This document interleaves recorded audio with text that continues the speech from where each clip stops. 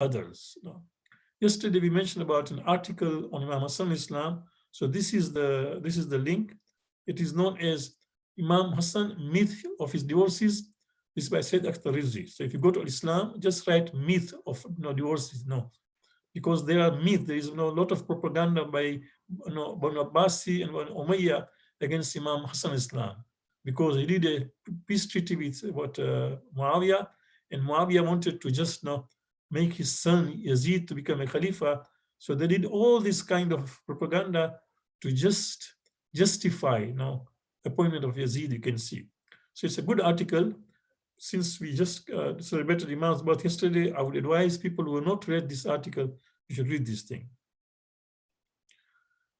We come to some advice regarding the month of Ramadan. Yesterday, we discussed about the importance of charity.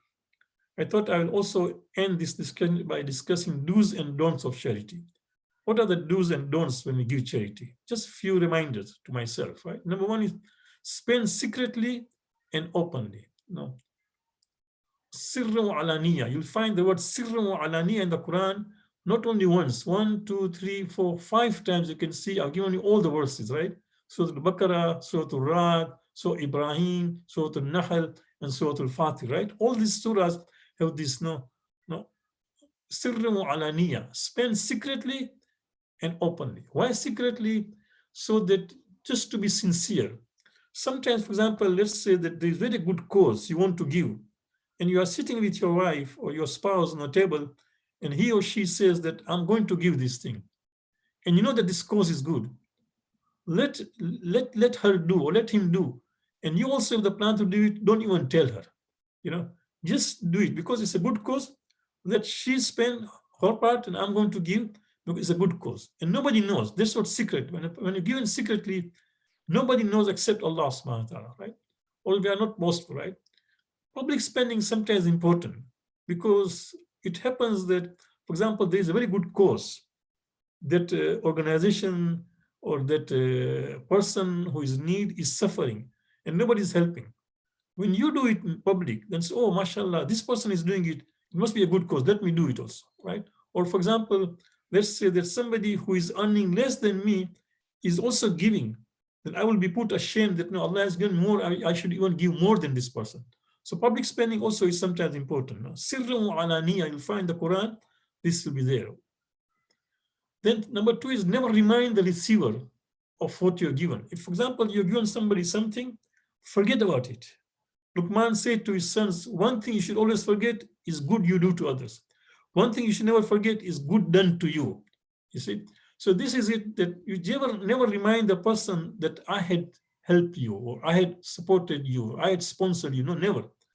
Nor do you put under obligation that person. Don't do that. This is known as man and adha in Quran. Allah says, قَوْلٌ مَعْرُوفٌ وَمَغْفِرَةٌ خَيْرٌ مِّن صَدَقَةٍ يَتَبَوَّأُ عَذَا وَاللَّهُ غَنِيٌّ حَلِيمٌ. Kind speech and forgiveness is better than charity, which is followed by injury. Because you remind that person again and again that I was the one who helped you, I was the one who sponsored you, I was the one who educated you. No, it's not. No, it's better than you just say good words. No, Allahu Ghanin Halim. No, Allah is self-sufficient. No, and Halim because His forbearance, that He's accepting this nonsense. When you, for example, you give something, it is Allah's will, right? Number 3, of course, for example, again, Imam Ali says, again says, Bil manne yukadru ihsan. Through obligation, the favor is spoiled. Any kind of favor or sponsorship or good thing you do is spoiled when we, for example, try to remind that person or put on obligation. Number 3, have faith that what is given has been loaned to Allah. This is because Allah uses the word Man dhal ladhi yuqritullah qarz al-hasana. Who is he who is going to give loan to Allah, a qarz hasana? So keep in mind that whatever we give is loan to Allah. Is a loan which we have given to Allah subhanahu wa ta'ala. So a loan given to anybody who is trustworthy will come back to you. Imagine Allah. Somebody who is a dignity, somebody who is trustworthy, when you loan that person, you don't even take any kind of papers, any kind of witness, because you know that this person will definitely give my money back. So imagine when you give something to Allah. So any kind of charity is given, keep in mind that that is a loan given to Allah, it will definitely get back to you. Not only in this world, in the hereafter, even more than that, right? Number 4, consider your amount to be meager, just little. Remember only a few days ago in passage 10 of Saif Sajadiya, we read Imam says, وَاسْتِقْلَالِ الْخَيْرِ وَإِنْ كَسْرَ مِنْ قَوْلِ وَفَعْلِ. Right? Imam said that, oh Allah, make me always, whatever good I do, look as little. I should belittle it. No? So whatever amount you're given, $100,000, $5,000, $10,000 is nothing. Allah has given me so much. I'm just giving little. So always consider your amount to be meager, as little, as insignificant, right? That is known as istiqlal al-khair. We discussed the other day, istiqlal al-khair, istiqsar al-shar. If something bad is done, consider it to be a big deal, right? Then find ways to fight miserliness. Some people are miser, but in their nature, they just don't want to share.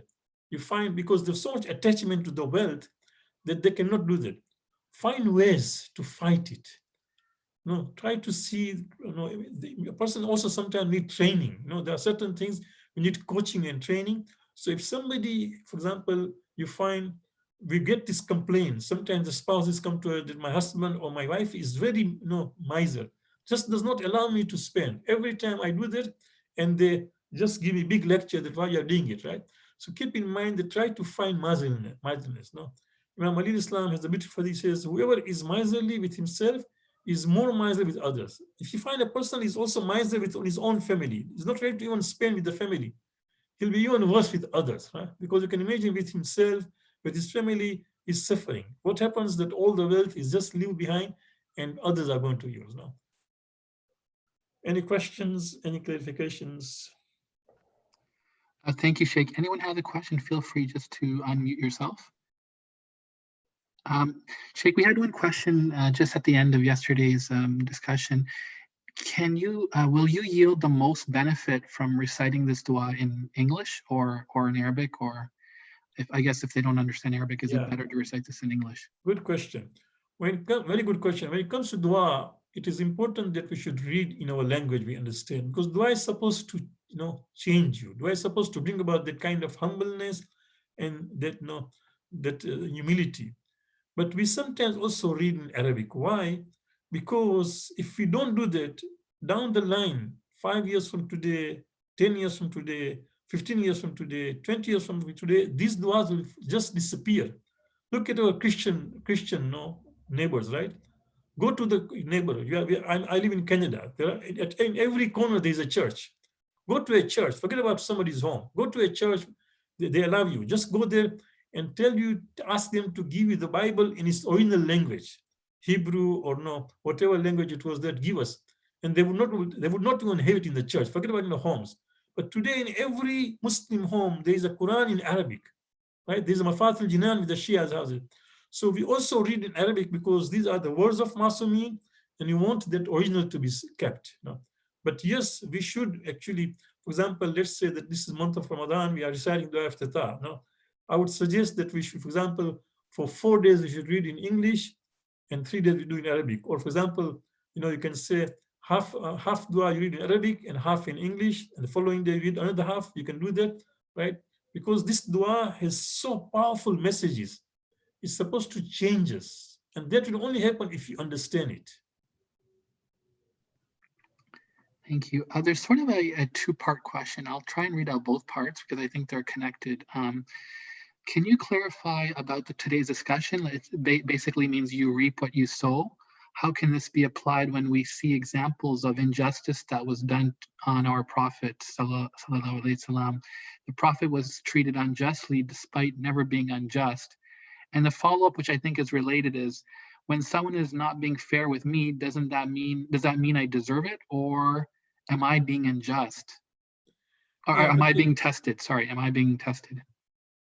You see, keep in mind that when we say, for example, when Imam says, "Kama tudinu tudan," that you will be dead the way that, it doesn't mean that every wrong person had wrong. Not necessarily, because take Ali Askar, right? Janabi Ali Askar, he was 6 months old, a babe, Masoom, right? Whom could he have wronged? But was he not wronged? Was he not killed in the hands of his own father? Was he not denied water? So keep in mind that when we discuss this thing, don't extend the arguments to unnecessary things, right? that generally, of course, as Imam says, if you're wrong, you'll be wrong. But if it doesn't mean that every wrong person has wronged. So Imams or Masums who were wrong is not because they had wrong. There's a beautiful hadith which says a person who is closer to Allah will face more challenges. Keep in mind, so Mu'mineen today are suffering. See, for example, Mu'mineen suffer in Nigeria, Mu'mineen suffer in Bahrain, right? In the fall, there was a spring, when there was a Arab spring, when everybody started rising, even Shias in Bahrain started rising about their, they were just trying to fight for their right. What has happened? You can see they've been quietened. So many Shias have been imprisoned. They are in the jail suffering. So does it mean that this is because they had wrong? No. So keep in mind that that does not necessarily mean. And of course, the second part of question that sometimes if you are facing trouble, yeah, it could be what happens. Keep in mind, whatever trouble comes to you, there are three things you should know. A person is in trouble on account of three things. Either it is because of his own making, that I might have done something wrong that I'm now facing no problem. For example, I take my car to my mechanic and he says, it is due that you change your brakes, because now the life of the brake is just 10%, 15%. You say, oh, 15%, I can still continue. I come next time, no, I'll do it. And I didn't do it. And then, for example, one fine day when I tried to brake my car, it didn't stop and got an accident, right? So I may be the responsible, number one. Number two is that it is on account of maybe a punishment I'm getting on account of sins which are committed. And which is good because Allah is punishing us just in this world. And the third reason is it is imtihan, right? So whenever, for example, a person is in a problem, look back and study yourself. What could be the cause of what has happened? Very good. Another question is if we did something wrong, how to return good to that person if we don't know where they are at that moment? How do you sort of? Yes, yeah, very good question indeed. Yeah, if you know that you wrong somebody, then, for example, let's say it's somebody's money you got, right? Try to reach him out, reach her out. If you can't, then give it to the children, right? Anyway, you don't necessarily that I did zulm on your father or your mother. Just say this is something from me as a gift for you or for your children, and give it out, right? That's one thing you try to reach out. It's very important. If that is not possible, the second stage is that you just take out money which is known as, and this is very important. Many people do it. I don't know how many. When you take out your home sense, at that time also take out money, radd mazalim. Radd mazalim is a very good practice. That means if money which has come to you inadvertently, you would like to just give it back to radd mazalim. That means returning back things which have come to you wrongfully, right? So do that thing, radd mazalim. Number three, of course, if you've done something wrong, not financially, but somebody's gibet or somebody you harmed him, you hurt somebody's feeling, pray for that person. Do istighfar for that person sincerely. And when you do dua for somebody sincerely, it is accepted faster than he himself does for himself. Because if I do guna, Musa was told that come to me with a innocent tongue. So Musa said, yeah, Allah, how can I do that? He said that let others pray for you, right? So when I pray, I'm a sinner. I know I'm a sinner. So when I'm praying to Allah, I may not be that sincere, right? But when I pray for others sincerely, then that dua will be accepted. So pray for that person. Assalamu alaikum, everyone. I have two questions actually regarding Salah. Did our Imams ever pray two Salat separately, like Dhuhr and Asr or Maghrib and Isha? The reason I'm asking is I was just listening to some of the speaker and they say don't make a habit to pray every time both namaz together. You should sometimes you give a break, like give between time. That's the first question. The second question is while we're praying Maghrib and Isha, do we have to wait till the sky gets a bit darker, or I always get confused during Maghrib and Isha. So please, if you can clarify. Thank you. Okay. Now, as we say, that if we get into this Messiah's question, there will not be end to it. No, it will be a big thing, and we will be derailing ourselves. But I'll try to answer very briefly. I'll advise you that get answers to this question from a scholar, Maulana. So coming to that, yes, the Imams you say prayer separately. Yes, they said separately and also together. Prophet used to pray both separately and together. This is mentioned both in the Shia and Sunni books. There are enough, about evidence that Prophet used to pray together, although there was no reason. It was not raining, there was no urgency, it was not a war, and he also used to say separately. So we can do both. Yes, it's not necessary that you should always pray together. But keep in mind that if you come to namaz, to masjid, when Zohar is being said, after that Asr is being said in Jamaat, don't miss out that point. Make sure that you participate in Asr namaz. I know many of our Sunni brethren who attend Jummah prayers, but they miss out Asr prayers altogether.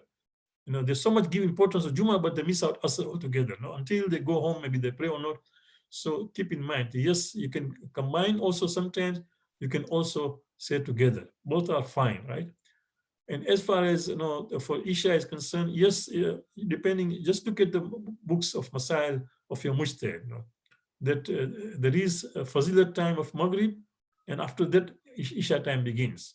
So if I'm not mistaken, the other day I had said 12 minutes, but then I realized it's not 12 minutes. Fazilat time of Maghrib in Toronto is around 20 minutes maximum. So from the time, Maghrib time, until 20 minutes, that is Fajr time. After that, of course, you can say Isha. But of course, it will change from city to city, and there are guidelines to know that when, for example, Isha begins after Maghrib. There are guidelines which are there in the books. Sheikh, from the previous question, there's one follow-up. Who can we give the Radhe Madal money to? But the Mazalim is given to the poor people. But I usually, when I go to Iraq, or when people are going to Iraq for Ziyarat, unfortunately, just now everything is closed, although now Ziyarat is open for people of Iraq, not for outsiders. But when people go to Iraq or Iran, then I send, with passengers and give it to Mujtahideen. But you can give to even anybody, any poor person. But I personally prefer to give it to Maraja because they will spend it for people who really need it. I tell them actually, it's Radhe Mazalim.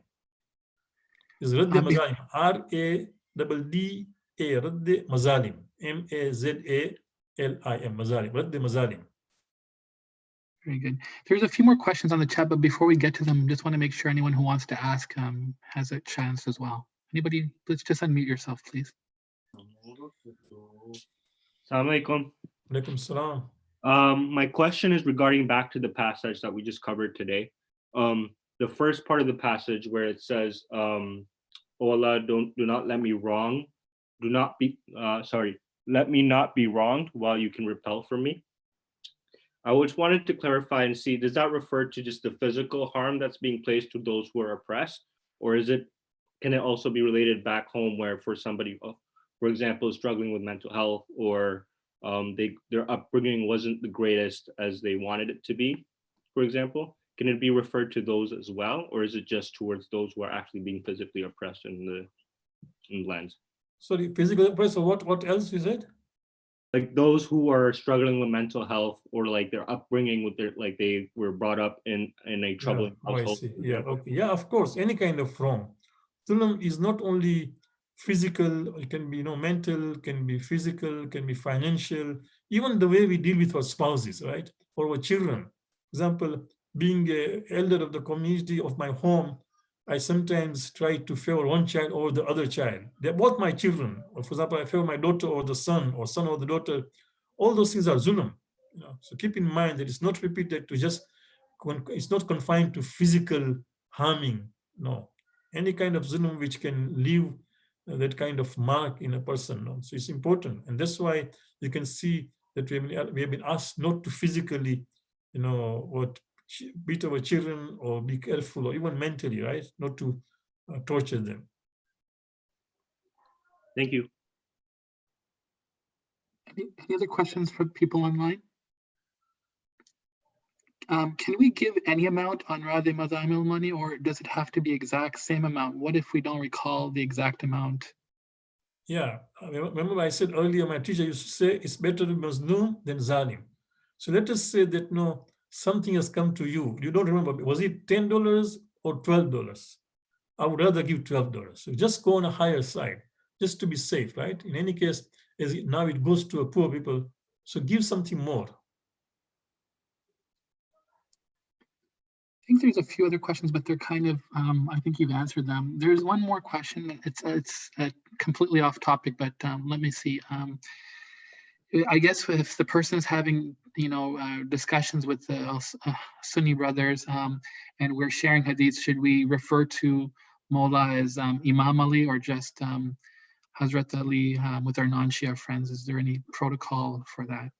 Yeah, I think even Imam, I'll tell you one thing, subhanAllah, yes, they don't use the word Imam, they use Khalifa or Sayyid Ali, Sayyidina Ali or like this. But don't worry, just refer to Imam. I'll tell you one thing, my own personal experience, you'll be surprised. I was doing my master's in Vancouver, University of Vancouver, and I was writing a paper. And I quoted Imam Ali al-Islam in that paper. And because my professor was not a Muslim, was a Christian Palestinian, he has died now, he was Christian. When I just wrote Ali, and he corrected me, said that, why don't you say Imam Ali? And I was so much put ashamed that I believe Imam Ali is Imam Ali, and I did not mention that. After that, I said, never in my life will I at all do this thing. And he said one thing interestingly. He said that this Christian professor is telling me what Imam Ali has taught me, nobody else has taught me. He said, Imam Ali has taught me that the one who teaches you one word, makes you, you become his slave. So this is the kind of teachings of Imam Ali al-Islam, which has impacted so many people. So this is a Christian Palestinian who says Imam Ali has profound teachings, right? So no, stick to your principles. By calling Imam Ali, you are not at all upsetting the Sunnis. This is what we believe as Imam is Imam. In fact, for them, Imam is such a common word. They use Imam for every, I'm part of Council of these scholars here, local in Toronto, is known as CCI, Council of Canadian Imams. So we call each other as Imams. So they call anybody as an Imam. We can say, and we are calling Imam Ali as Imam, nothing wrong. So stick to Imam. Thank you, Sheikh. Other questions? Sheikh, I think that's it. Thank you very much. We pray to Allah subhanahu wa ta'ala that may Allah accept. Please, especially we are going through this pandemic of coronavirus. Many people are suffering. Please pray to Allah that by the at least end of this Ramadan, things get improved, because really you can see up to now, millions of people have been impacted, and some people are dying, some people are sick. Sorry, Assalamu alaikum. My question was not taken, although it was pertaining to the book, to the topic. Please go ahead, sister. Maybe I missed it. Go ahead. Yeah, and I said that regarding harsh punishment meted out to children when they were young, like, of course, with the intention of always with good intention of improvement in their behavior, but later on now, much down the line, if you feel that was rather harsh, sometimes beating. So what correctional measure can you take now? Do you have to give diyat? If yes, to whom? Yes, talk to your children. Talk to your children that, yes, I was a little harsh as a parent. Please forgive me, but I meant to be, just good for you. I meant to look at your welfare. But in the process, in case if I just cross the limit, please forgive me. Only talking would do? Do you have to pay diyat to them? No, not necessarily. Diyat is only as I said, against a case. For example, if somebody is physically punished such that there's a mark, on the body, then yes, then there's diyat. You can look at the books. Like say back home, fathers, sometimes they beat children black and blue also, which mother of course. Then there is also diyat. There are books mentioned about the diyat. Is there? Yes, but otherwise, generally, just talk to them. There's a beautiful dua we recite. ربنا اغفر لي ولوالدي وللمؤمنين يوم الحساب رب ارحمهما كما ربياني and then we say that, oh no, forgive them even if they've done wrong to me, right? So yes, just ask them that. But diyat one has to refer to the books. Yes, in the books they are mentioned different kind of situation and different kind of amounts. I don't remember. In Tazi? Yeah, Tazi Masail should be there, yeah. All right, Jazakallah.